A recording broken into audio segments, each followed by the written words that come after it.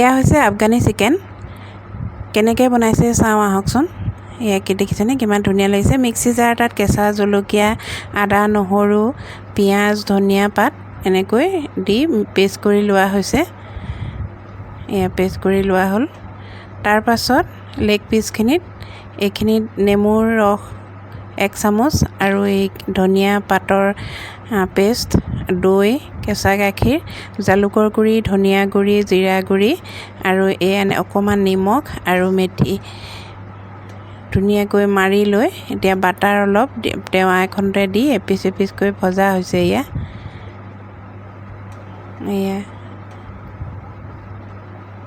এতিয়া এই পেষ্ট কৰি লোৱা গোটেই আদা নহৰুৰ পেষ্ট গোটেইখিনি ইয়াতে ঢালি দি ধুনীয়াকৈ গোটেইখিনি তেল ওলোৱালৈকে ভাজি থাকিব লাগে। তাৰপাছত এতিয়া ওপৰত ধনিয়া পাত ছটিয়াই এয়া চাওকচোন কিমান ধুনীয়া হৈছে কালাৰটো। তাৰপাছত কয়লাৰ টুকুৰা এনেকৈ ঢাকি দিব লাগে। দেখিছেনে? ইয়াৰ স্মেলটো বহুত বেছি ধুনীয়া হয়।